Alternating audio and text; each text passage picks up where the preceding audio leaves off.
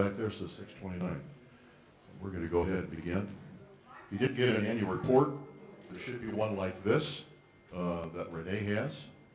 And a little view book that we put together every year. And we use that throughout the year.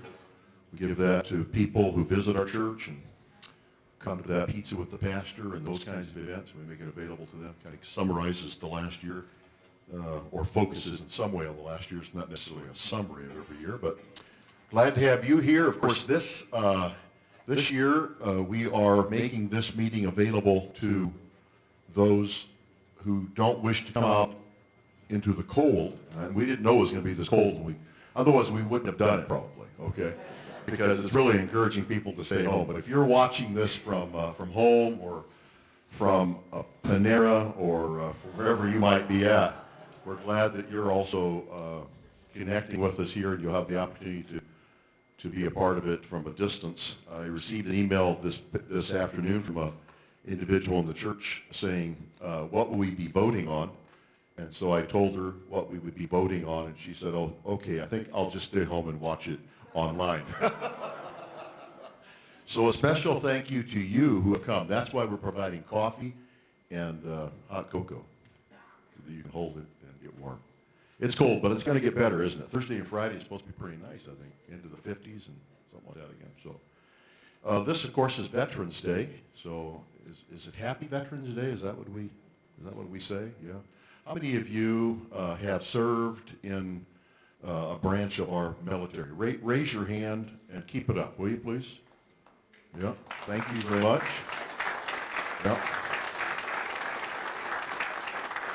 All right. We appreciate what you do for us in terms of our country, and thank you. Thank you for being here tonight.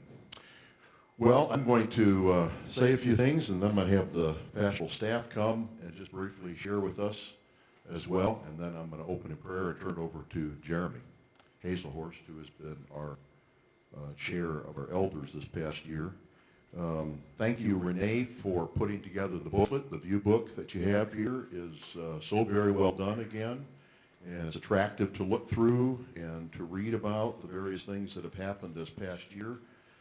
So Renee works on that and pretty much, with the contributions of others, puts it together, and the way it looks is, it's her fault, okay? So you can thank her for that. That's kind of a nice way of summarizing or reminding ourselves of the year. I just want to call your attention to a couple of things. I know that some of you maybe picked that up on Sunday. You've had a chance to look at it, but won't really have a chance to look at it tonight too much. But if you just let the thing fall open to the middle pages, right, the biggest, the two pages right in the middle, 7 and 8, I suppose this past year, 2019, will be remembered in the history of Community Bible Church as the year that we held our banquet the last Sunday evening of April, and we received pledges that came in that evening and the following days that well surpassed our goal of $1,000 that was pledged or committed to be given. I mean, $1 million, sorry. Did I say 1,000? Okay. The building price has come down significantly. $1 million. We were really pleased with that, and I certainly want to give my thanks, as we have already in the past, to the team, the capital campaign team, and the fine job they did, not only for that banquet, but for all the work they put in leading up to that. And I think the result of that was demonstrated that evening in the good response from our church family. And I would say again to you that the idea of moving to a different location has been overwhelmingly embraced, I think, for our church family. If you're involved in ministry here for any length of time, you realize the limitations of our building, and you say, oh, yeah, it would be nice to have that, and see how the Lord might provide that for us. So we're anticipating this year progress in that way, in 2020, I should say. And Keith Strasser, our treasurer, will update us on the giving that has come in already on that, and as he gives his financial report, and then John Paulberg, who's the chair of the FIT team, will update us on where we're at as they help us look for a location. So with that, I'm going to turn it over to our staff pastors. We have 5, including myself, I don't have any particular order. Jeremy, why don't you begin, since you're right there? And I just asked them to give a 2-minute report, some highlight as they look back over this past year in the area of ministries that they oversee. Great. Well, thanks, yeah. Well, yeah, I just want to highlight real quick. We have kind of 3, I guess, prongs or aspects to our mission statement in student ministries. Our mission statement is to help students grow in their faith by leading faith-stretching activities, by providing relationships with adults who care, and by equipping parents to disciple their kids. So the kind of those 3 prongs are providing faith-stretching activities. We want to do activities and events that are going to stretch and grow their faith. And then we want to provide relationships, adults with relationships at those events with adults who care about them or invest and build into them. And also then to equip parents to disciple their kids, because parents are on the front line. They are the ones that are with their kids the most. So an example of some faith-stretching activities, there's in the report there, we highlight a service project that we did with our Lifeline small groups there, going to help out with the Bible study at a low-income housing apartment building. It was kind of neat to do. Probably one of my favorite events we do every year is with Dare to Share Ministries. We go to their, well, they only have a Dare to Share Live event, which trains students to share their faith, and then we go out and do that and go knock on doors and collect some canned goods. We also try to share the gospel. And we highlight that throughout the year. Then we really encourage our students to share their faith, to be willing to have gospel conversations that does stretch their faith. And then this past summer, actually, too, we did their week-long Lead the Cause activity, Lead the Cause mission trip, and our middle school students also had a mission trip they did. So those are definitely examples of activities that we think do stretch their faith. Then providing relationships with adults. I can't myself personally, a pastor disciples 60 students every single week in the level that I would like our leaders to. So that definitely they are a blessing, they're an encouragement. So there's 10 leaders Sunday night, and then on Wednesday night in our WANA with Trek and Journey, they have another about 6 or 7 or so that help out. And then Sunday mornings, Lydia teaches our middle school, our high school. So we've got about almost 20 or so adults that are helping out and to encourage our students, and that is a big part of our student ministry, to really to show them that we care and help them grow. And then to equip our parents to disciple their own kids. We have several things throughout the year, but one thing we did this past year was have a parent seminar on technology and ways to help parents to engage their kids that way with these little devices that are on the same page, shared vocabulary, all that sort of stuff. So I want to share with you a few numbers here, because children's ministry is something that I can plan and I can oversee, but I don't really do as much on the ground level as a lot of other people, because there's so much that goes on. It's so heavily dependent on volunteers that you guys are the ones doing the work. So, show of hands here, who has helped with some sort of children's ministry, even if it's fall festival, sports camp, whatever, in the last year? Yeah, look at that. Look at that. So on Sunday morning, on Sunday school, we get about 70 kids in Sunday school with about 15 regular volunteers. Our Discovery Children's Church program, we've got around 15 to 20 kids with another 15 volunteers helping with that regularly. In the nursery, we get about 25 kids every Sunday, and thanks to a huge increase in this last week, there are now 50 volunteers in the nursery, which is amazing. Our Awana program has grown this year from last year, which I believe grew from the year before. As you can see, 215 kids in Awana, and we've got 85 volunteers every week. So that's still really, with that many kids, it's such a good ratio. Our Good News Clubs, we've got about 40 kids in those with about 6 volunteers helping out. Our sports camp, we had around 75 kids this summer with about 30 volunteers there. And our fall festival, just recently, we had over 300 kids, hard to gauge, but we know there were over 300 kids, and I'm estimating about 60 people that were helping with that as well. So all told, every single week, we are ministering to 300 unique kids in our different areas. Awana, Sunday School, Good News Clubs, every single week we hit about 300 kids. And there are about 150 people who are regularly scheduled to be volunteering in children's ministry, with another at least 50 to 100 more. That help out with special events and things like that. So I'm so excited with the growth we've seen. I'm so excited with the tremendous volunteer support we've seen. So thank you all very much for the part you've played in children's ministry.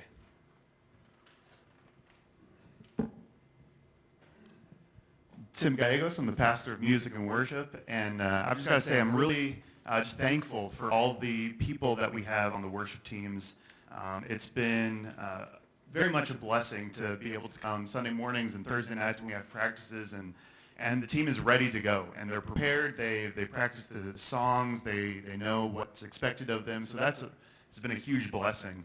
And so all told, we had probably about 40 people involved with the worship ministry, from the musicians to the people in the sound booth on every Sunday morning. And one thing I'm really excited about that we've started doing is I also lead the music at Lifeline on Sunday nights, and so we started giving students the opportunities more to be involved with that in the leadership and to kind of take ownership of that and kind of lead from up here. So that's been really fun and neat to see them and how the students then respond to that, and to seeing their friends up there worshiping and doing that. And so it's been really exciting to be a part of that.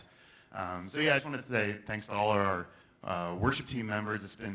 It's a real blessing. In a church this size, you never get 40 people involved in the worship ministry, and so it's very unusual. So I'm very thankful to be a part of that ministry at that time.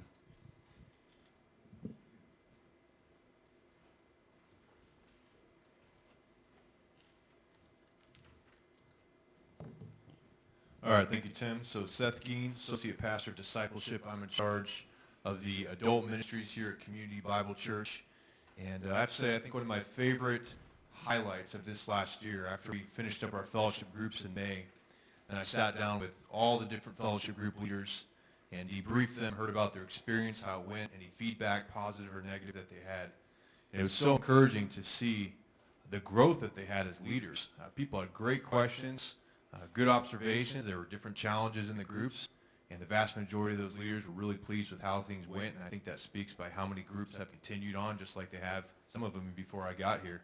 And so it's been great to see leaders grow out of that, as well as many of those groups have co-leaders. And so I'm going to do a couple brief highlights. Currently we have 17 fellowship groups going. Those increased a little bit because we had 2 groups that multiplied, meaning people came out of the group, they were in it, and then took a few members and started a new group, which was exciting for me. It's exactly how it's supposed to go. Currently we have about 50 volunteers for fellowship groups between leaders and co-leaders of different groups. If you're at all involved in that, can I see a show of hands? There we go. Quite a few of you. So it's amazing how many people have raised their hand 2 or 3 times just in the last, as a few pastors have come up. And just like Seth was saying, and Tim, that really speaks to, in a church this size, to have this heavy of volunteers speaks to the quality of people that are here, and how dependent we are as pastors. A lot of our job is just to orchestrate and put things together, but without you guys, it's not going to move forward. The other things we have, besides the fellowship groups that are under my area of supervision, we have the men's ministry Bible studies. We have 2 going right now that Pastor Chuck is leading, and I led those, or I led the Tuesday morning one back during the spring semester. We have 2 men volunteering to lead another study right now. During the spring semester, there was about 3 men volunteering to help out with breakfast. We have Lydia Cheddar doing a great job leading the women's Bible studies. And then also we have our adult Bible classes, which right now we're typically running 2 adult Bible classes a semester and then 2 more over the summer. So that brings us around 8 volunteers, because some of those folks, like our beloved Blaine Barpink here, teach multiple times because he does such a good job. I just keep asking him. So, but overall, been very happy to see the things that God's been doing in adult ministries, and looking forward to what he has in the future.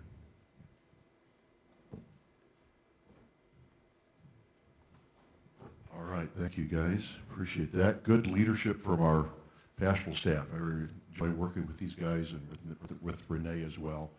But sure appreciate the heart and attitude of our church family toward ministry, toward service, toward caring for each other and reaching out with the gospel. All of those things, I think, are part of our experience here, and appreciate each one of you.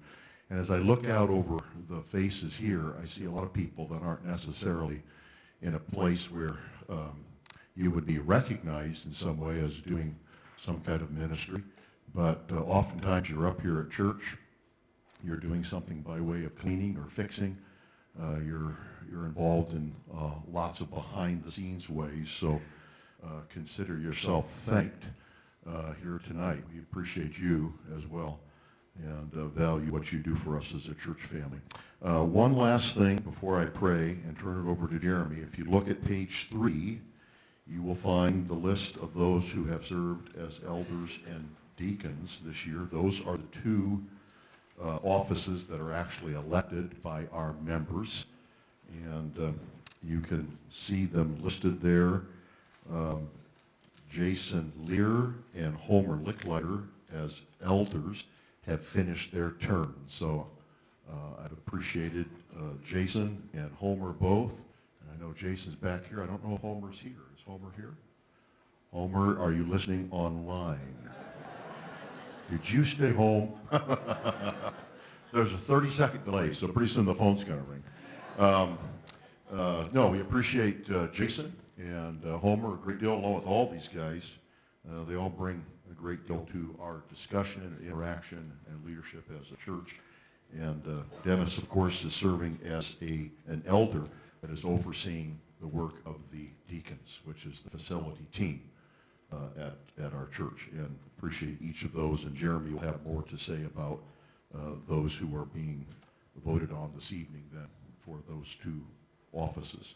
Let me go ahead and pray. I want to remind you, I just came from the hospital here about 5:30 or so. I went up to see Ann Summerfield, and they were able to stop the bleeding and had good success with that.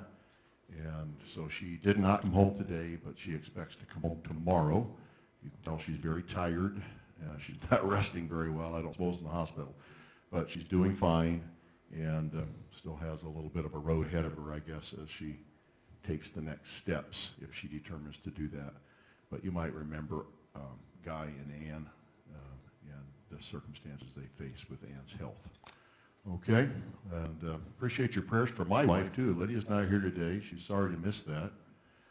But she is speaking at a women's event in Henderson, Nebraska, where FEBC church is, a couple hours west of here, so she'll be getting in late tonight.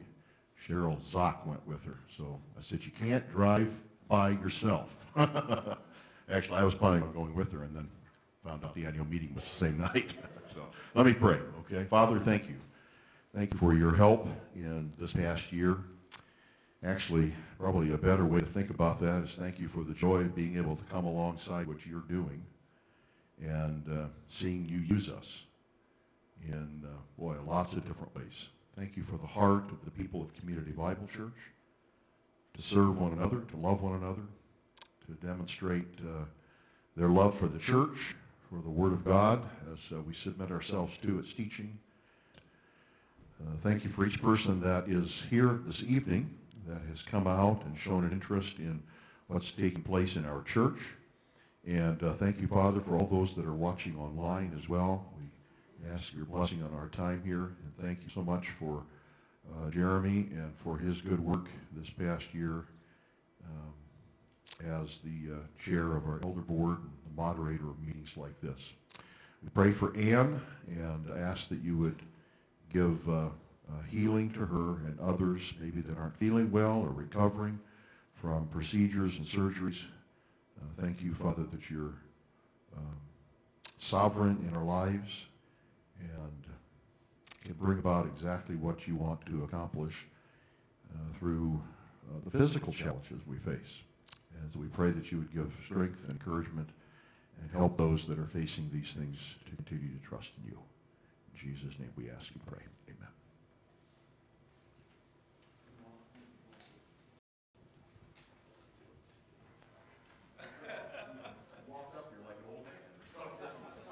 I am old. Before we get the meeting, the business part of the meeting going, I just wanted to share a quick thought here real quick. My wife was telling me a story about a friend of hers whose husband is a pastor. And he had something happen, I don't remember exactly what it was, but he ended up with amnesia, all right? And finally started to get some recollections of memories back, but he can't remember anything for the last 13 years. And she was telling me about a sermon that he just recently gave, and he was coming at the perspective of preaching to his church that he had pastored for a long time, but he has no recollection of the last 13 years. So changes that you would see, and a lot of times we are so close to things, we don't see changes as quickly. So I was just imagining the perspective that would give me if I didn't have 13 years of history being so close to something. And And I've been thinking about that a lot, and even as I look through our annual report, and I look at some of these numbers that Renee included, and if I had no recollection of the last 13 years, what would listening to sermons online mean to me? And YouTube views mean to me? And so on. And I think about how much times have changed, but then even in light of the Daniel sermon series, I've been very thankfully reminded that despite all the change that has gone on in the last 13 years, the one thing that hasn't changed is who God is, how he works, and the gospel message, right? And we can cling to those things as unchanging. And I think about how much I've changed over the course of my life, and I think a characteristic of God that I'm like just processing and thinking through a lot is he is unchanging and constant, and how that's just mind-blowing to me. And so thankful that we serve a God that even if we forgot the last 13 years of our life, he would be the exact same. It would not have changed. Amen to that? All right. So with that being said, we're going to open the business part of our meeting tonight. So we're officially beginning the business portion of our meeting by inviting Jerome Went to come up, the secretary of the Elder Board, for the most exciting part of the minutes of the meeting, and that is reading the minutes from the last meeting. So let's give him a warm welcome and a round of applause. Jeremy just stole my thunder there. I say one thing that never changes is the excitement and anticipation that comes with the reading of the minutes. So, all right, so here we go. The last meeting was held on May 21st, 2019. That was our mid-year meeting. The opening prayer was by Pastor Charles Cheddar. We had a call to order by our Elder Board Chairman, Jeremy Hazelhorst, at 6:31, with a second from Steve White. The approval of the minutes from the annual congregation meeting on November 27th, 2018 was then taken. Elder Board member Jeremy Wissink read the minutes. A motion from Mark Riggle to approve the minutes as read and summarized, and we had a second from Cecil Wissink, which was carried. Forward in Faith update was then presented by Jeremy Hazelhorst. The elders, some of the highlights from that presentation were that the elders are thankful for the process so far, for everyone's involvement, the discussion and encouragement. As of May 20th, 2019, total pledged amount plus money given was $1,063,745. There are 156 giving units participating. Jeremy asked that we would continue to pray for the Forward in Faith, for those who pledged to give, for the Elder Board, and for CBC as a whole to stay faithful to the process. The mid-year 2019 financial report was presented by Keith Strasser, the Elder Board and CBC Treasurer. Grace giving is about 2% below budget for the last fiscal year so far, in spite of a few missed Sunday services this past winter. We are making a shift in how we house our financial data to an online platform instead of just using one laptop. This also enables us to have more than one user access the information. A motion from Mel Friesen was made to approve the financial report. A second was made by Lawson Wheeling, and that carried. Next we had a facility identification team update presented by John Talberg, our FIT chair. Seth Geen, Kevin Shoemaker, and John Talberg are on the FIT board, and they're working with Chad Hansen with Mega, which is a realtor in town, to find possible facilities. The task of the FIT is to identify a new facility for CBC to purchase. The basic parameters of the search are a facility that has 45,000 square feet and is within a radius that is quote-unquote near to CBC's current location, or we're looking for about 5 to 6 miles around CBC. All right, we're going to give Jerome a minute to get back to his secretarial duties. All right, so at this time, we need a motion to accept the minutes as read. So anybody that wants their name read at the next meeting, this is your opportunity to raise your hand if you are a member. So your own son there, Mr. Lent. And we need a second. Steve White has got our second. All in favor? All opposed? All right. Carried. Fantastic. All right, at this time, I'm going to invite to the podium Mr. Dennis Dick, who serves as our Deacon Chair, to give the facilities team report.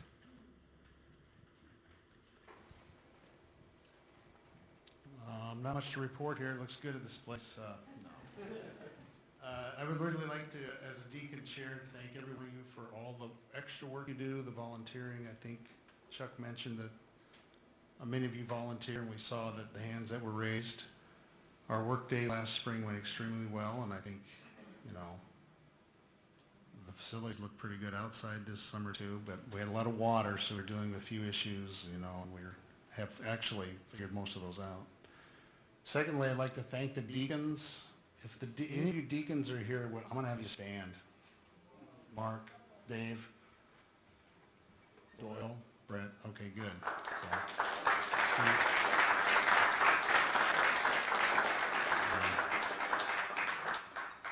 Things work a little differently with me than they did with Mel. I'm not retired, so usually call from the church office or something, and I'm texting the guys and emailing and saying, you know, who's available to help, and they've done a really good job and stepped up. Really thankful for that. Also like to thank Herb, so you're all aware of that. And then lastly, the deacons are in charge of our Benevolence Fund, and through the gracious giving of all of you people, our Benevolence Fund has a pretty good balance. And we are asking, and I think it's been in the bulletin before too, that if you know of any needs in our church family, you can either contact me or the church office, Chuck, Ray, whatever you're comfortable with. We have money there to spend on our own people, and that's why we have a fund, and that's why you guys are so generously given to it. So I would encourage you to, don't be shy here. If you need something, or you know someone who does in our church family, please ask, because you guys have given money and it's available there for us to help us out. So that's all I have.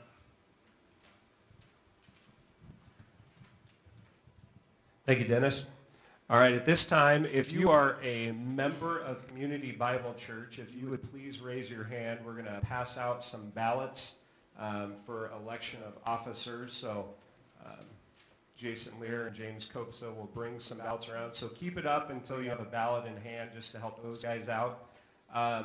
If you pull out kind of a packet of paper that was inside your annual report and flip to the third page, you can see some information about the just those people that we are voting on here tonight. And you'll see that when you get your ballot as well. So Chuck mentioned that Homer and Jason are going to step down here at as their terms expire from the elder board. And so the elders have brought before the church body Steve White as a replacement on the elder board for Homer. Jerome Wendt is at the end of his current term, and so is up for renewal there for a 3-year term. And then Keith Strasser is also at the end of his term, but he will be renewing for a 1-year term because then he hits his 9-year maximum that he can serve consecutively. So, so those three in terms of the elders.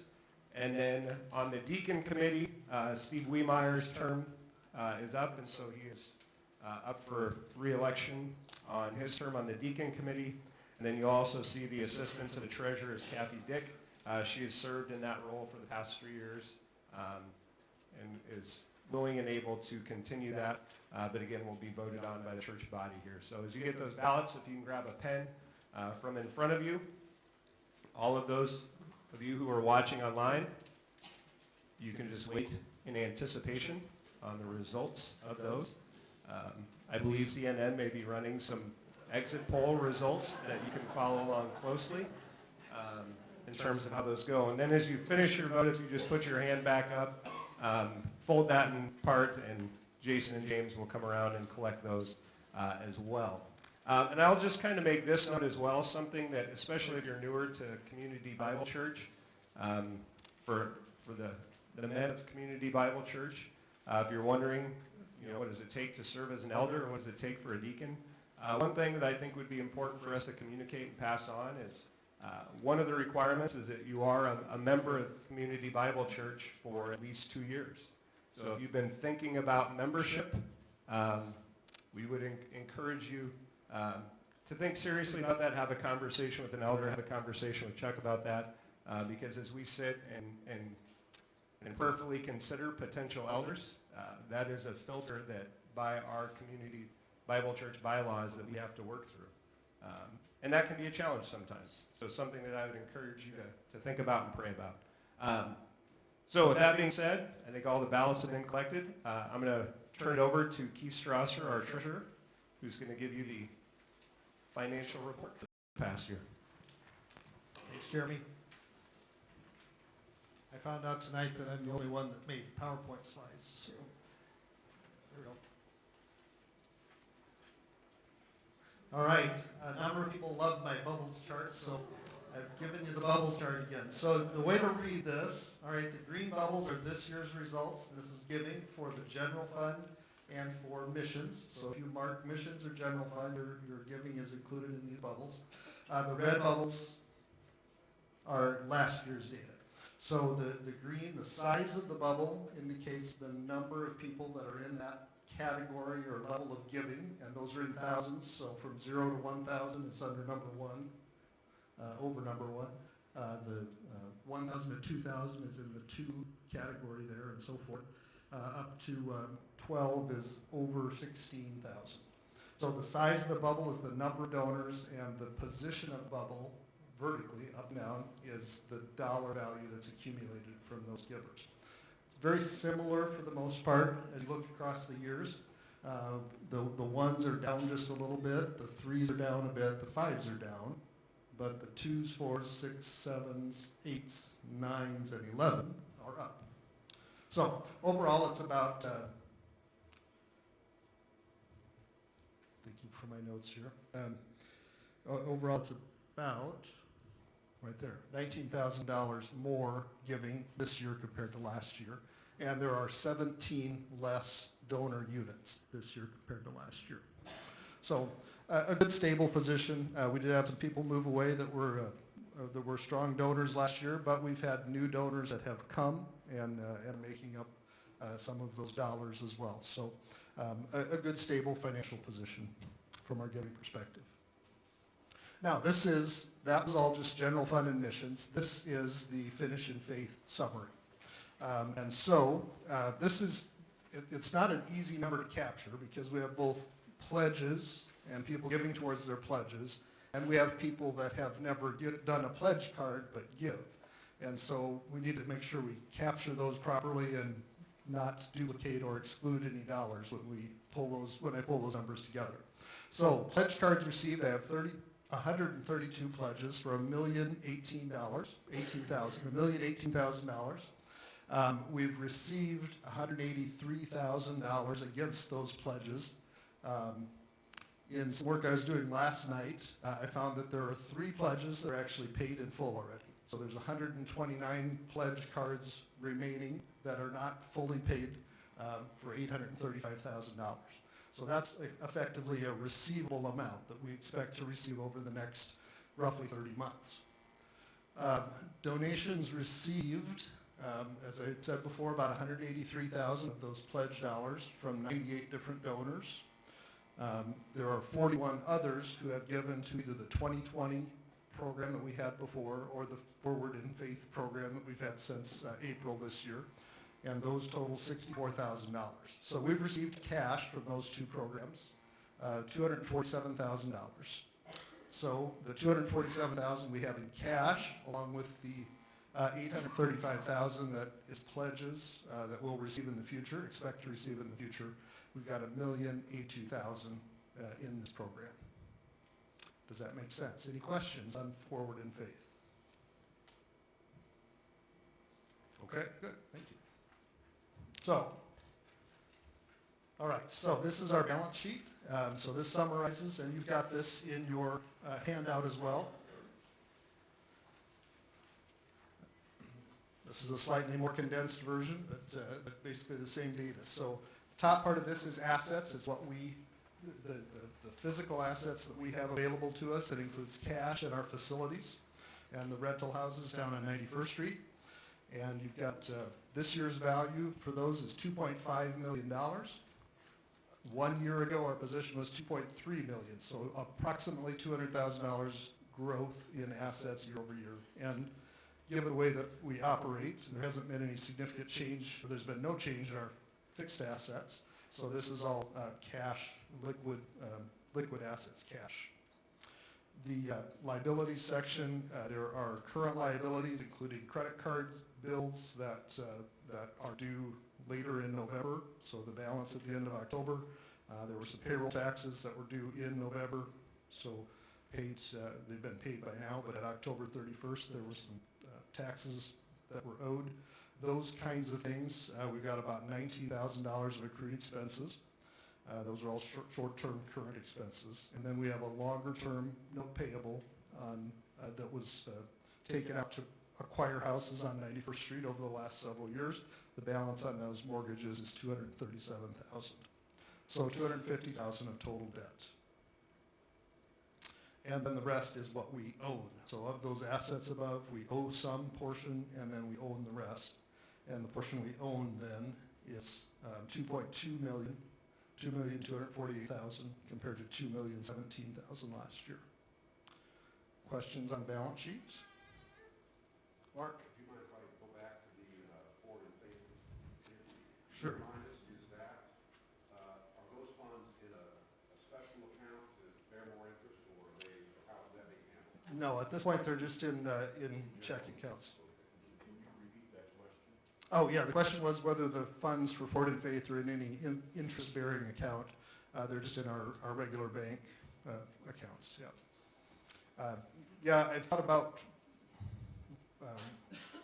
finding some sort of low-risk but some return vehicle. I haven't made any steps in actually doing that yet. Okay. Other questions? Okay, so this is one that had one of my errors in it. So not Renee's fault, my fault. I had an error in the sheet. That's a simple error. So on your paper copy, you'll notice that the total income under the budget column is a different number. It's $1,026,000 here. It's $1,016,000 on paper. This is the correct number. What I left off was the FEBC convention income and the convention expense. That line is hidden and not in the budget total. The actual expense total is right. The actual income and the actual expense totals are right on your paper copy as well as on the screen, but the budget column for income should be $10,000 more. So, working from your paper copy, actually working from the screen copy here, the total income is $6,000 better than budgeted, right? $6,370. The total expenses were $11,000 higher, $1 million budget, which is about 1.3% on our expenses. So slightly over this year compared to last year, but we're in a solid financial position to handle that difference. There are detailed line items here in your bulletin or your handout if you'd like to look at where we're over, where we're under.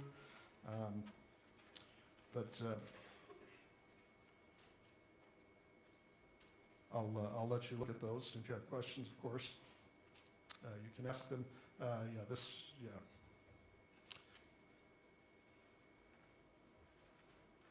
go. Any other questions? Questions on that? I will be back with the budget, so if you have a question, read through some documents there. If you have questions, I'll let you ask it after a little bit as well. Jeremy, I'll turn it back to you.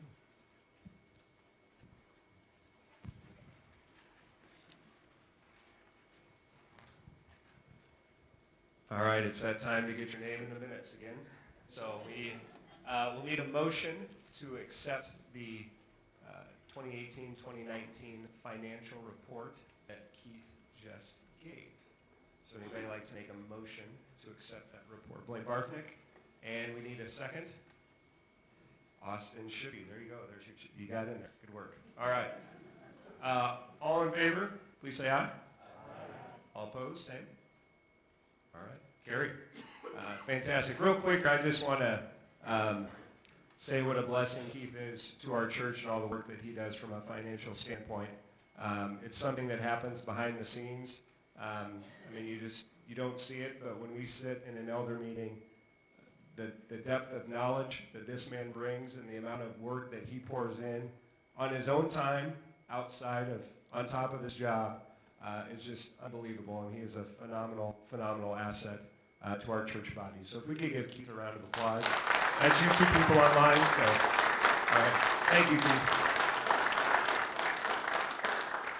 So this time we're going to have our presentation budget for the fiscal year, but we're going to begin that with a report from Herb Clausen, who is the chair of our global missions team.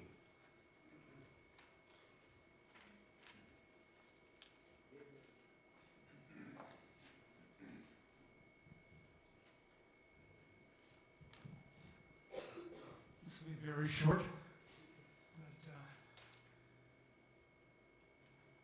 CBC has the privilege of participating in supporting 19, I've got to get this all straight, global partners, agencies, national pastors, and workers. So it's 19 in total. And there are probably some numbers you're going to see that maybe are confusing to you, but don't let that bother you too much. Because we have 40 pastors in Haiti that we lump into one number as national workers in Haiti, and 3 national pastors in various countries as well with another group. Anyway, so this year we have added support to one of our national pastors serving with Gospel Link in the country of Ukraine, and we held our annual missions conference, our global partner conference with Steve and Mickey Schmidt sharing in that, and also Ken and Lori Stuckey serving in Brazil. The Schmidts are now serving in Ghana, and they have arrived there and are busy work already. And then we had Willie Hunter, who is a regional director for Gospel Link, who was our main speaker for that time. We have a number of our congregation went on a trip that we oftentimes have more people going on, but we only had one big trip going to Wisconsin to participate in a ministry there that one of our global partners works with, Sam Smith, at the Four Springs Camp and Conference Center. And we did some work on their maintenance building and did some painting. Some ladies did some sewing of drapes and stuffed envelopes and planted flowers. So we did a range of things there to help that camp ministry. We also got involved in supporting some young people that went to our Christian Youth in Action camp, that they went to prepare for the ministry of serving with the 5-day clubs. And so we got involved in that financially. And then we are also adding one new missionary family to our missionary roster, and that is Brian and Susanna Dick and their daughter Adeline. So they're going to be anticipating going to Spain and working in a camp ministry there.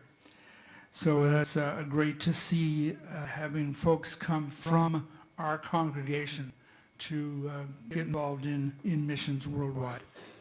This year we also added 3 new members to our missions team, or our global partners team, and that is Susie Kopsa and Dan and Gail Lippincott. And so it's good to have some more help in serving in this capacity. And so we want to thank you as a congregation for your participation in the spread of the gospel around the world through all the different people that we support and many different avenues of ministry that they're involved with. And so we thank you and wish God's blessing on us as a congregation as we continue to pursue God's work in this way. Thank you.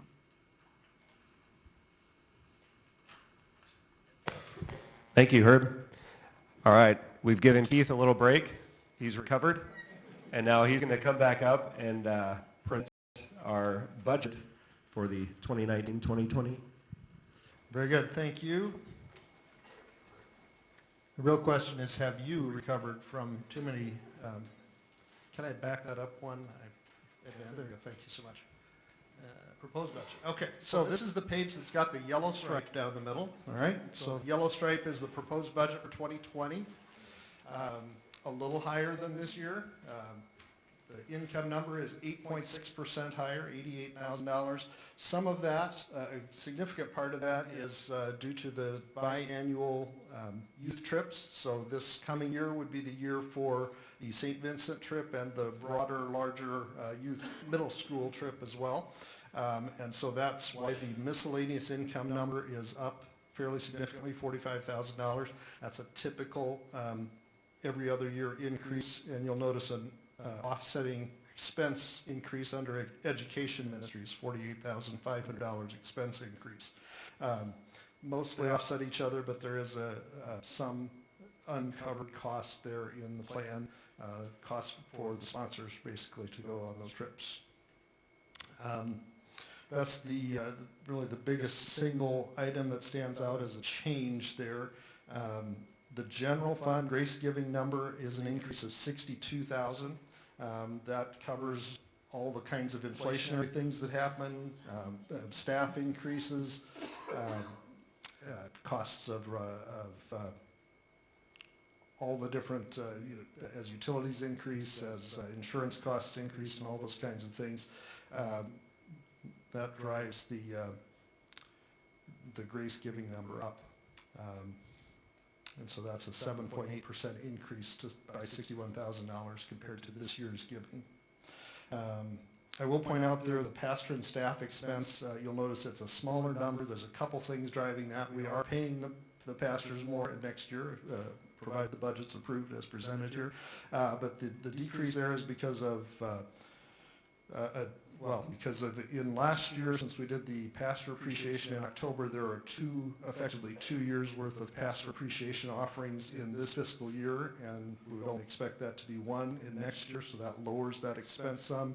And the health insurance practice of the church has changed year over year. We changed that in March. So in the past year, we had 5 months where we paid a premium to a health insurance company. And now going forward, we've modified that and we've increased the compensation to the pastors and allow them to buy their own insurance. And that's working better for the staff and it's costing us less. So between those two changes, that's why the income or the expense number there is down year over year. But we aren't cutting anyone's pay. All right. So let's see. The adult ministries line increases a little bit as well. Both the women's ministries and men's ministries have planned a full retreat this year, where this past year it was more of a short seminar, not a full retreat. And so that expense number is driven by those two events primarily. That's the main items as I see them. But I'm open for questions. So anyone who would like to talk about any of these items, please raise your hand and I'll try to handle that. Yes, Blake. So the increase is fairly significant. Are we seeing a trend upward in the last 6 months or so that would indicate we think we're going to trend upwards to cover that? The question is whether we think the income number is climbing over the past 6 months and to cover that. There's potentially some challenges there. And the last 6 months is difficult because that always includes summer when you look at the last 6 months, and summer is always kind of a hit or miss period of whether people are in and giving or not. We did see that the income number was growing year over year. This is a larger increase than what we've seen, but there are also new faces all the time as well. So is it a guarantee? No, but we do believe that it's a reasonable level of growth. The finance team, the way that the income number comes together is just a short story on the budget, I guess, right? So the way that the expenses come together is all the pastors and staff and in ministry areas such as missions, for example, come together with their requests of expenses, and we accumulate those. I accumulate those in a spreadsheet.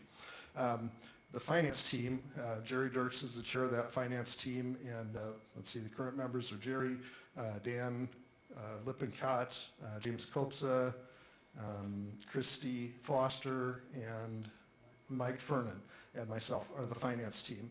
So what we did, and I think we did this in September, was that we sat down and we looked at the income over the last year. We looked at it by month for the 12-month period at that time, and projected a level of increase that we thought was a reasonable level, and we landed at no more than $850,000. At the last board meeting, we were $437 away from that, and so I rounded up, or unrounded, I guess, and plugged that $437 in. But the 850 was one that was arrived at by our best thoughts as we looked at the income levels. Good question. Yes, Evan?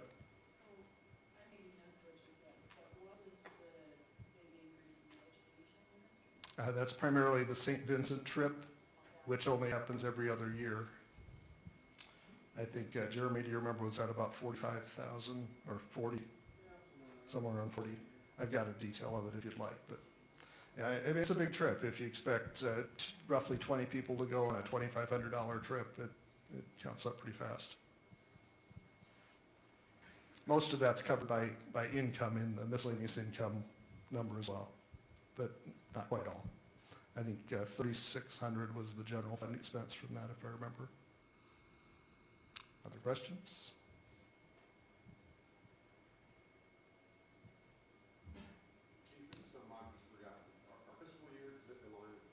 No, the fiscal year is through October 31st. So these are final. The October 31st, 2019 numbers are final. Yeah. All right, Jeremy, I'll give it back to you. All right, so the Elder Board is bringing a motion to approve the 2019-2020 budget as presented this evening, so we need a second from the congregation. I see Wiemeyer on our second. All in favor? Aye? Aye. All opposed, same sign? All right, carried. Thank you. This time I'm going to invite to the podium John Talberg, who is the chair of our facility identification team. So it's short as fits. So collectively, Seth Dean, Kevin Shoemaker, and myself have lost 34 pounds. We've increased our muscle mass by 12% and lowered our overall cholesterol by 42 points. So that's it. It's been an interesting 6 months. Coming from a real estate background, it was my hope that as we went through this process, there would be more properties presenting themselves. We have Chad Hansen with CRE Mega helping us out with that. He's a great asset on that front, and a couple of the gentlemen that are inside his organization that are helping with that. So he's been a great asset with that. He has always been very good about informing us of anything that's coming up on the market. There are several individuals I know privately that are really good about finding off-market properties, and so I tasked them with that as well. Made it perfectly clear they get no compensation except maybe a coffee from me if they help out. But again, that's been a struggle as well, which surprised me a little bit. It's amazing. I bought 2 properties in the last 2 years, and both of them just found by random letters that I had driven by the properties. I loved what they are. I wanted to be able to get in there and see the numbers and see what they're like, and just sent the letters based on the data that was in the assessor's website. And 2 gentlemen called me back, had lunch with them, and we had a signed deal by the end of the week. So I thought, man, this is going to work. We'll get some people that have some off-market properties that are just out there that they hadn't even thought about selling, but these contacts would come through, being contacted. Sure. And oh, by the way, we'd love to donate it all because you're a church, right? So, but that hasn't presented itself. And so normally, the person that I am, I would get discouraged by that because, whenever I'm involved in real estate deals, it always seems like somebody is always willing to sell. I don't know why. Maybe it's a difference of commercial retail versus residential and so forth, but I'm not discouraged at this point. I feel like God has got a plan for us. I feel like we're moving down this path that he has set before us. I'm not discouraged one bit. I'm very thankful for Pastor Seth Geen and Kevin Shoemaker both bringing strengths to this team. Seth is he's tenacious. He's a go-getter. Let's go. I really like this facility. Maybe we should do this. Maybe we should do that. And that's good for me. And over here, I've got Kevin, who's got this experience that he comes with developing projects like this. He's taken on the role of being the overseer on some of these bigger projects. And so definitely come with different perspectives, but definitely unified. And so it's been good that way. We had the opportunity to look at 2 properties. Obviously, we've spoken a lot about the shop on 84th down here in Frederick. We've gone through that a few times. And then another property up here on 72nd and Grover, which is the old Holiday Inn Central. That property is bought. I don't know the name of the company that bought it, but they are actively developing it. If you've driven by there, there's a lot of it that's demoed. Chad Hansen, myself, Pastor Seth went through that facility. There's a lot of things. I mean, from a size standpoint, it's everything we would need. But we just felt like it wasn't quite the right fit from a visibility standpoint. And as the developers, we're speaking with Chad Hansen, from a development standpoint, all the cross easements would create a lot of problems for us on Sunday mornings. There's only so much parking there, and then it is going to be developed into a little bit of a higher end hotel area. And so, Sunday mornings, people are still sleeping and gets to park wherever we want to park. So cross easements are a challenge. So we just felt like we didn't want to really push too hard on that one. But we came back to the Shopco facility because it's sitting there vacant and nothing's happening with it. Well, real quickly here, there was 2 other Shopco facilities, one on 144th and Center and another one down in Bellevue area that both got contracts written up on them. So lo and behold, the price of the one on 84th Street jumped exponentially because they anticipated, well, they're putting offers over here, it's certainly going to put an offer on ours, and that has not happened. So right now, we've explored the possibility as a board to maybe look at maybe going down the path of an offer on that facility. But as we spoke about it, we just felt like it was just prudent to wait. Call it a gut, call it a success, whatever. But nobody's offered on it yet. It's still not under contract. It's still being used for nothing except storage. And we're going to continue to keep our eyes open through the wintertime here. Spring will bring a lot of things out. But I just have a feeling that no matter what we do here, God is in control, and we feel like we're on the right path. We feel like from a capital campaign standpoint, we're ahead of the game, as Keith spoke to that. And but we just don't feel like we're in quite that financial position where we feel comfortable going in with an offer of something at this point. But again, we feel good about where we are in this process. Just remember, it's only been 6 months since we had this banquet, which was hugely successful. So from the real estate standpoint and from a facility standpoint, I don't know where we're going to land, but I just know we're going to land somewhere, and it could be the Shopco facility.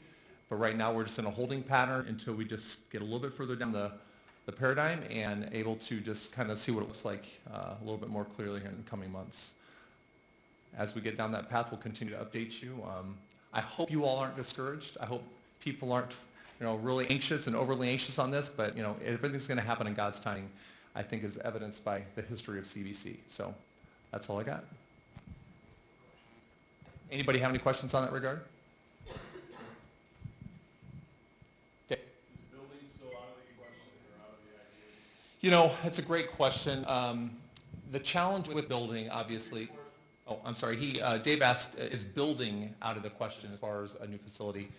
I think I would love to have a facility, a brand new ground up. It is just so expensive. I mean, it really is from a cost standpoint, it's very cost prohibitive. Getting the ground, number one, is just a huge cost, and then just the building costs are astronomical at this point. So if we can walk in, let's just take the Shopko facility, and we got it for $45 a square foot. I mean, that's the cost to build is exponential above that. It just, we wouldn't have the means to do that. So, good question. But yeah, from a financial standpoint, I just don't think it's in the cards. Yeah. Is there any concern why local jurisdictions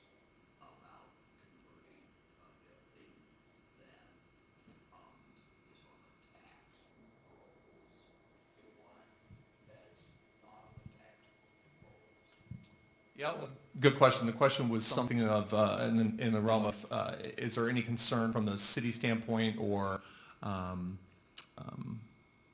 the authorities on the real estate side where we would take a property that is currently being taxed and then taking it to a nonprofit status of not being taxed. And so I would answer that question with possibly, but there's precedent that's already out there that has happened, as is evidenced by City Light out of the location over there at Oakview. So I think if the city starts seeing everything going that way, they would have a problem with it. But I think, we're still way far away from that happening. So I think the fact that that has already been allowed in a very similar type setting certainly bodes well for us. So I don't think it's going to be too much of an issue. But yeah, it's a good question. So, anybody else?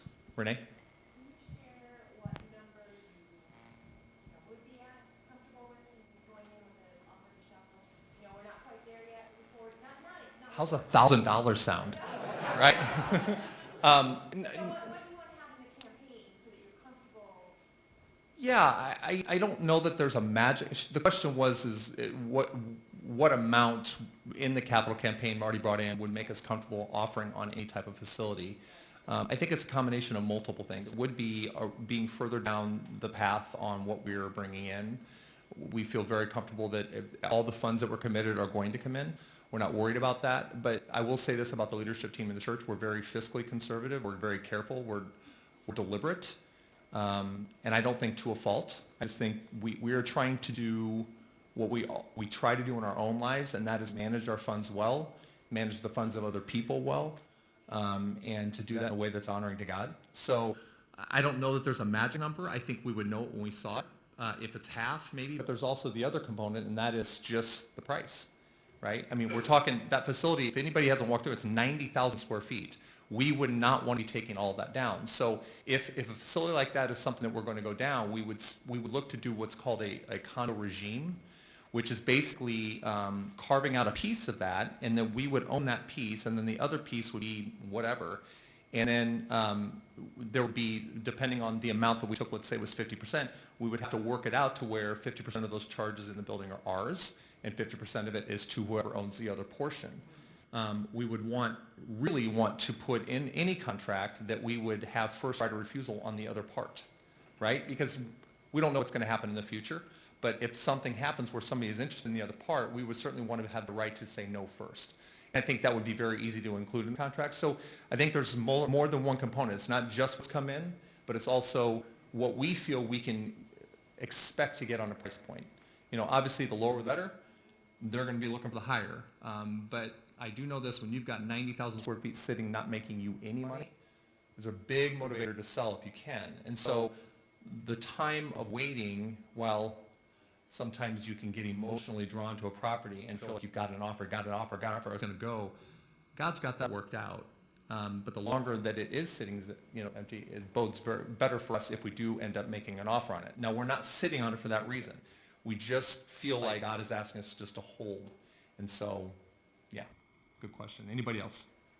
In the past, I thought the plan was, not plan, suggestion was made that the shop, if we bought the whole facility, we could park some off for anything, storage or whatever. In other words, we would build out the whole facility.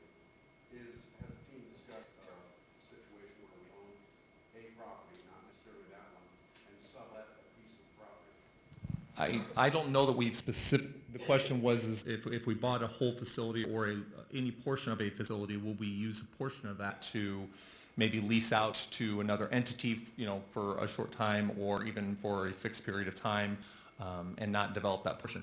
I don't know that we've really spoken extensively to that. In my view, that would be a great idea. I don't know how much we want to get into being landlords, but there are organizations out there that can manage that process for us so that we don't have to be the heavy when it comes to dealing with the tenants and so forth. But when you're talking about a large facility like the Shopko building, 90,000 square feet, even if we, on the condo regime side, we carve out, let's say, 50,000 square feet, we wouldn't develop the whole 50,000 because we don't feel like we need it right now. We would maybe develop 30 or 35,000 and then plan as is in the development phase how that's all going to work for the future development of the remaining 15 to 20.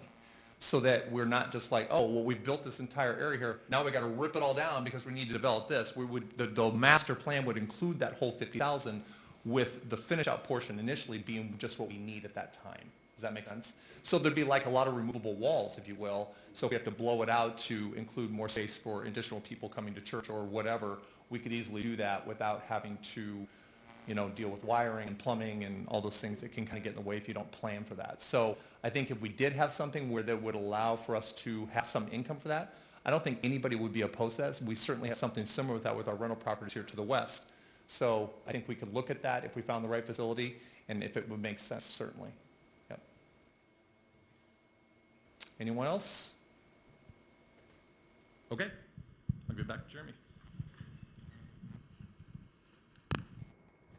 I would encourage anybody as you kind of process even what John shared tonight, if you think of a question later on, he's around. You can find him a lot of times Sunday mornings hanging out by the desk back there. Pull him aside and ask a question. And any of us elders will do our best to answer it. One of the challenges right now is just, it's hard to answer questions that at this point are kind of hypothetical. But we'll do our best. We appreciate even the questions that come. They make us think in different ways and give us a different perspective. So please I just encourage you to continue to ask questions, share your thoughts, perspectives. They are valued. We want to hear them. So with that being said here, quick report from the election of our church officers.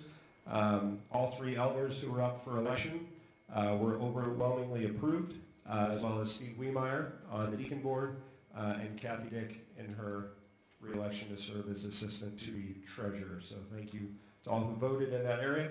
At this time, the most important part of the minutes that you want to make sure you get your name in on is we need a motion to adjourn. Becky White with the quickest trigger in the West. And we need a second. Nobody wants it to end. All right. Thank you. All right. Teresa, and remind me your last name. Smith. Thank you. All right. All in favor? All opposed? Oh, one person doesn't want the meeting to end. Sorry, you're outweighed. I'm going to ask James Copes, one of our elders, to come forward to close us in prayer, and then you are dismissed.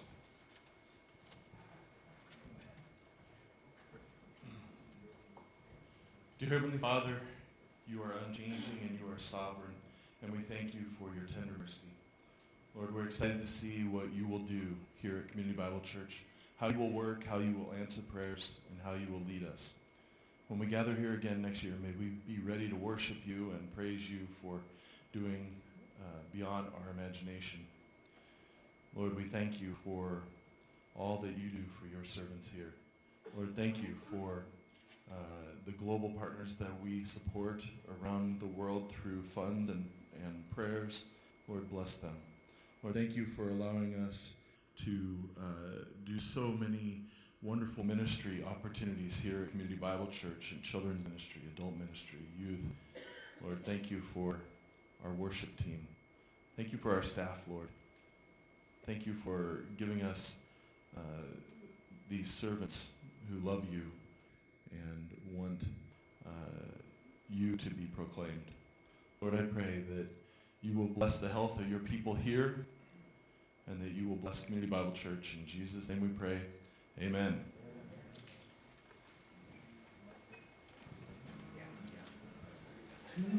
Bye.